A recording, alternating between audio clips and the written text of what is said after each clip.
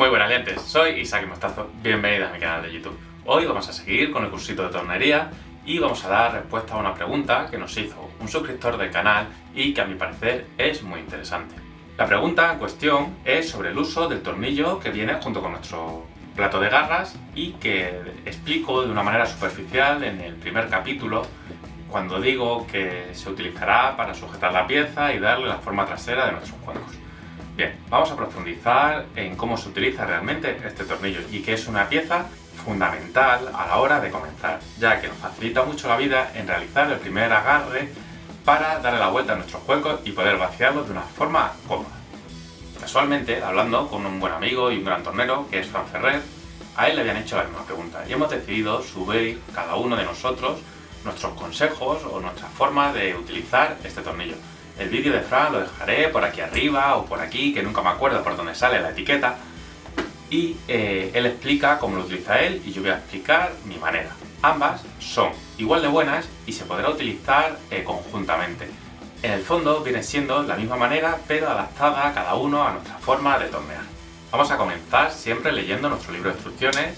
En él nos van a decir el número de broca que necesitamos utilizar para utilizar nuestro tornillo central. Y me preguntaréis, Isaac, muy bien, pero yo he comprado el torno de segunda mano, en mi plato de garra no venían las instrucciones o no me decía qué número de broca. Vale, vamos a utilizar el calibre del pie de rey para medir el paso de rosca interior del tornillo. Os voy a poner aquí arriba una imagen de primer plano para que se entienda mucho mejor. En mi caso, como estaréis viendo, mide 8 milímetros. La parte exterior del tornillo mide 10. Por lo tanto, vamos a realizar como mínimo un agujero de 7 milímetros y medio o 8 para que el paso de rosca tenga esos 2 milímetros para coger fuerza. Para realizar el taladro en nuestro bloque de madera os recomiendo que utilicéis el taladro de columna y si no lo tenéis que utilicéis productos, guías o cualquier otro útil para que el orificio sea totalmente perpendicular. No es algo crítico, ya que una vez que estemos apretando se podrá desviar algún grado y poder rectificar a que esté lo más perpendicular posible respecto al eje de giro de nuestro torno. Un útil muy válido y muy rápido de utilizar si no tenéis taladro de columna es este accesorio de Webcraft, que es una guía para realizar los taladros rectos y que nos permite realizar en varias medidas. Las más estandarizadas, que son las de 4, 5, 6, 8 y 10 milímetros. En nuestro caso viene perfecto, ya que tiene la de 8 milímetros y para realizar un taladro rápido y perpendicular nos viene este aparatito de fábula. Como siempre, en la descripción del vídeo dejaré donde podéis conseguirlo. Es un enlace de Amazon. Una vez que tengamos claro el grosor del taladro que tenemos que realizar en nuestra pieza de madera, vamos a medir el saliente una vez introducido en nuestro plato de garra. En nuestro plato de garras tenemos que introducir, en nuestro caso, hasta el saliente que tiene el tornillo para bloquearlo. Cerrar nuestro plato de garra y quedará fijo. Os lo voy a mostrar en primer plano.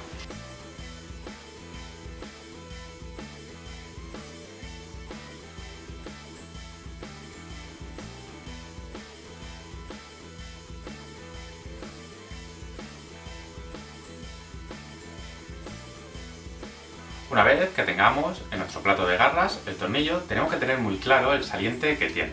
Aproximadamente son unos 3 centímetros y medio en nuestro caso. Bien, pues tendremos que realizar un taladro de por lo menos 3 centímetros y medio en el trozo de madera que queramos utilizar. Imaginaos ahora que nuestro trozo de madera iría muy justo con esos 3 centímetros y medio. Os voy a dar un pequeño consejo para poder solucionar esto. Para poder usar nuestro tornillo en piezas más delgadas, vamos a necesitar crear un tope en la parte final o en la parte de unión con el plato de garras y se realiza en madera. Para ello vamos a utilizar una broca de corona de las de toda la vida y que sea de muy buena calidad para que el corte sea perfecto. Vamos a poner también la misma broca de 8 milímetros y sacaremos una pieza que tendremos que intentar que sea de mayor superficie que la apertura total una vez cerrada de nuestro plato de garra. Así, una vez que lo introduzcamos de esta manera,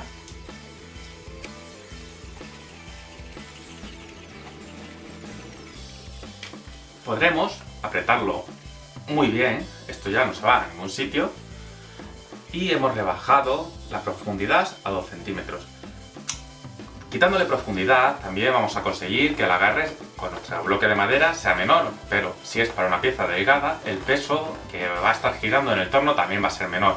Entonces, con nuestra contrapunta podremos sujetarla perfectamente y nos aseguraremos de que sea un buen agarre para poder realizar el posterior agarre con el plato de garras, que es el definitivo.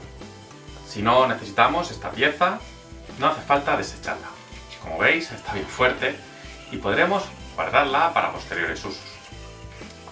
Para la demostración voy a utilizar este tarugo de pino que, como veis, trae un orificio pasante de un lado al otro. Además no está centrado. Vamos a intentar salvarlo y así quiero ya que empecéis a ver cómo van quedando las piezas antes de meterlas en el torno. Es muy importante de saber lo que queremos realizar y no tirarnos a lo loco al torno pensando que una vez que metamos las gubias podrá salir un espectáculo de pieza.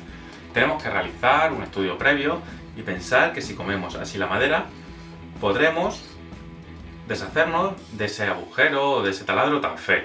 Y además tendremos que calcular que necesitamos unos 0,5, unos 0,7 centímetros para realizar un buen agarre para nuestro plato de garras. Por lo tanto, vamos a intentar salvarlo y si no somos capaces, por lo menos vamos a ver cómo se utiliza el tornillo junto con nuestro plato de garras. Para empezar, vamos a comenzar buscando el centro de nuestra pieza, bien con nuestro buscador de centros o con una regla al ser una pieza rectangular. Hoy lo vamos a realizar con la regla. Nos vamos a valer de la guía para taladro que os he mencionado anteriormente. Realizamos el orificio en el centro y colocaremos nuestro plato de garra en el eje del torno. Vamos a dejar la llave de apriete puesto que nuestro torno no trae indexador. Entonces tendremos que sujetar con la mano izquierda, como estáis apreciando en la imagen, para que no gire. Con la otra mano enroscaremos nuestro tarugo de madera en el tornillo. Se realiza de una manera muy fácil. Una vez lo tengamos, colocaremos nuestra contrapunta y la aseguraremos. Esto tenéis que realizarlo siempre para evitar que se suelte. Comenzaremos a desbastar nuestra madera dándole ya la forma que deseamos. Esta pieza es una pieza rectangular, con lo cual vamos a buscar que haga 4 esquinas, las cuales vamos a redondear. Al ser una pieza rectangular, vamos a provocar que uno de los laterales, o mejor dicho, 2, bajen más cuando vaciemos la pieza que los del otro lateral. Voy a iros enseñando en primer plano cómo manejamos nuestra gubia de cañón. Este proyecto lo he realizado únicamente con la gubia de cañón y solo al final del vídeo usaremos un raspador que suele venir en todos los juegos de gubia para quitar las últimas marcas de herramienta. Vamos a proceder siempre a llevar el bisel de nuestra herramienta apoyada en nuestra pieza de madera. Fijaros que estoy torneando al aire y se ve la transparencia que deja la madera cuando llegamos. Si os dejase el sonido, también escucharíais que se produce un pequeño traqueteo, que significa que está golpeando cuando llega la madera a la altura de nuestra gubia. Ahí apreciáis cómo ya se va viendo la forma que vamos a buscar. Poco a poco tendremos que estudiar hasta dónde tiene que llegar nuestro corte, parando continuamente la pieza. Una vez lo tengamos, procederemos a realizar el agarre para nuestro plato de garras. Y una vez que no tengamos más remedio que quitar la contrapunta, la llevaremos hasta el final del torno y si podéis quitarla, mejor, así no se estorbará. Vamos a quitar el exceso de madera, primeramente con un segador, el puntito que siempre queda en el centro con nuestra gubia de cañón y al final con un formón oblicuo para darle la forma a nuestro plato de garras. Una vez tengamos la forma trasera a nuestro gusto, lijaremos y le daremos el acabado que posteriormente le daremos a toda la pieza. Como siempre, vamos a utilizar lijas de grano 80, 100, 180, 240 y en este caso vamos a acabar con la de grano 320. Para posteriormente utilizar el pulimento a fricción que os enseñé a realizar en el capítulo 8 de nuestro curso de tornería.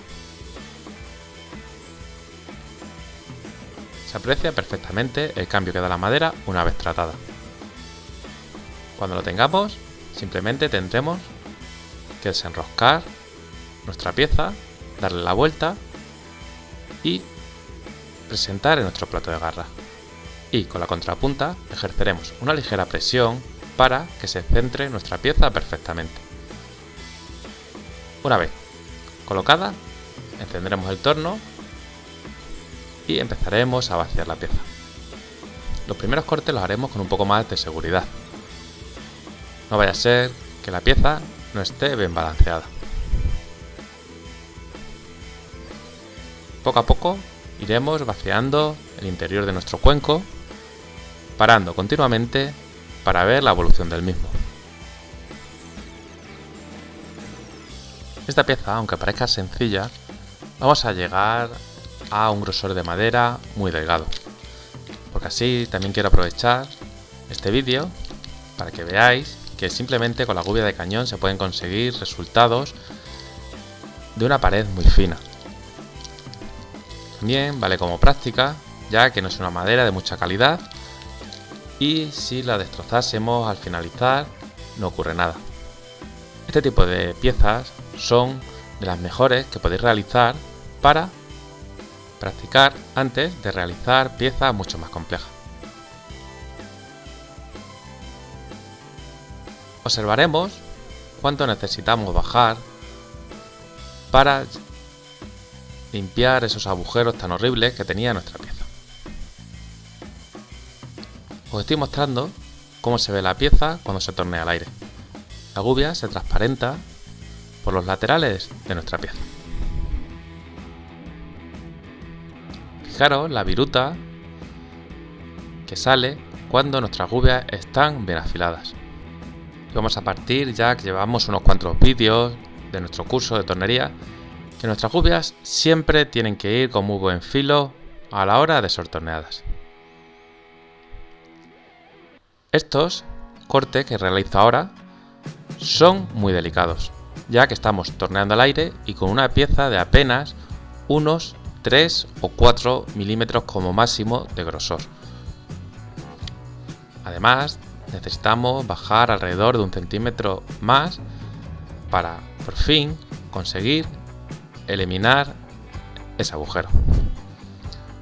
Fijaros la poca madera que voy consumiendo, que voy quitando en estas pasadas.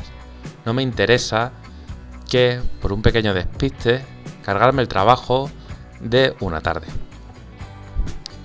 Proceded a realizar cortes limpios y lo más continuo que podáis, intentando terminar siempre en el final de la pieza. Ahí ya se observa que estamos llegando al final. Por lo tanto, con un par más de pasadas, habremos acabado de llegar hasta el fondo de nuestro cuenco. Fijaros, cuando apago el torno o pongo la mano detrás de él, la cantidad de aire que estamos torneando. Una vez hayamos quitado el incordio del agujero que teníamos, será simplemente darle la forma al final de nuestro cuenco y quitar el trozo de madera con el que nos habíamos estado apoyando la contrapunta. Esto apenas tiene ciencia, así que no lo voy a mostrar en detalle. Este es el raspador con el que vamos a limpiar las últimas muecas o marcas de nuestra gubia.